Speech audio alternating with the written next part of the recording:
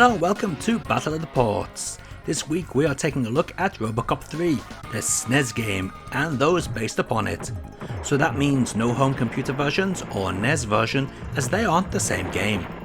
Robocop 3 on the Super Nintendo is the product of Ocean, a company renowned for mediocre quality games at best. And I say that as a Brit who was brought up with this shit. Released in December 1992, this Super Nintendo game has Robocop rescuing colleagues who are being kept hostage throughout the levels that usually consist of poor platforming and heavily populated by enemies who shoot at you. The SNES version was criticised for its difficulty, poor collision detection, stiff controls and bad animation, as well as pretty substandard sound effects. Robocop himself also moves in a very stiff and awkward manner, which doesn't help any of the playability issues the game has. But let's be honest here, this game is pure shit. It's typical of the crap Ocean would churn out on home computers that was acceptable, but not on consoles. The game is full of very bad design choices, from enemies that cannot be hit, enemies that can walk through walls that you can't, enemies that can't be harmed because their whole body isn't on screen, and enemies that constantly stand on you so you can't hit them due to the piss poor collision detection. In fact, this game is so bad it doesn't even have any credits. Nobody wanted to be associated with this turd. Can all the ports be just as bad? We'll see.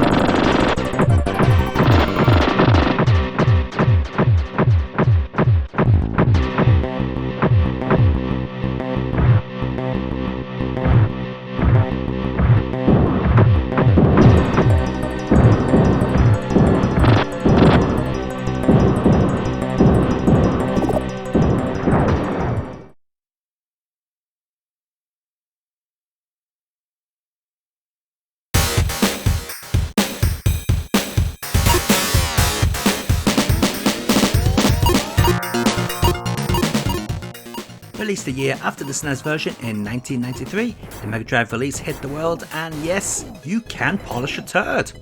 Eden Software developed this port and really improved it. Still, a turd is a turd, but at least this one is less smelly. Let's list the positive points over the Ocean SNES version. 1. The difficulty has been adjusted to be more fair and balanced. 2. You now have checkpoints rather than starting from the beginning of each stage every time you die. 3. The game actually has an option screen that allows the difficulty to be adjusted, as well as some sound tests, controls and other options. 4. Shooting up is performed by actually pushing up as it should be, not a separate button like on the SNES. 5. The music is way better thanks to Matt Furness. 6. The graphics in many areas are more defined with a better color palette. 7.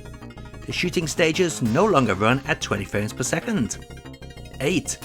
The shooting stages are now much shorter. And 9. There's even some speech. So, what is worse about this version? Absolutely nothing. It's still not a great game, but it is far better than the original. At least the developers of this one weren't ashamed to add a credits roll.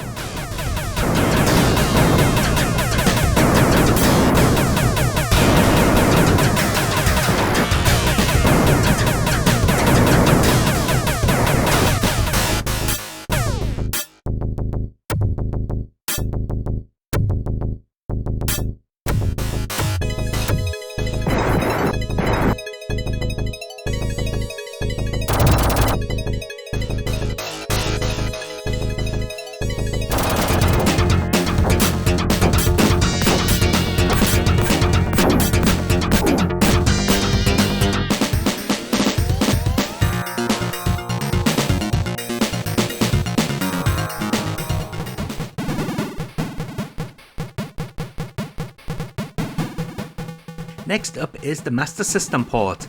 That was also developed by Eden Software, but it is obvious they didn't put as much love into this version.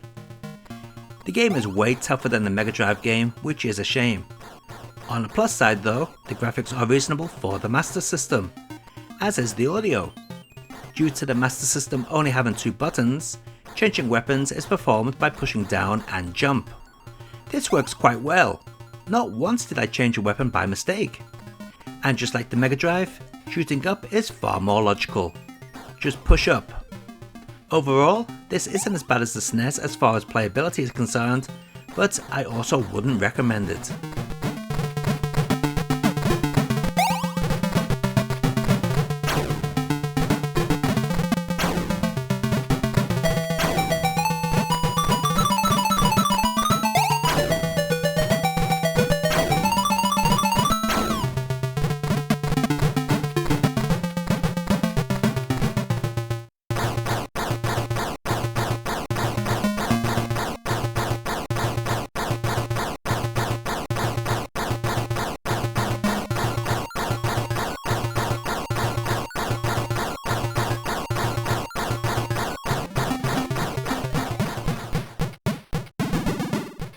Finally, we have the Game Gear version, which is 100% identical to the Master System game, but now with a cropped in viewpoint and running slower than the Master System version you just saw, because that was a PAL only game running on my NTSC Master System. This Game Gear version is actually the correct speed. In fact, this is so much the Master System code that the exact same Infinite Energy Game Genie code works.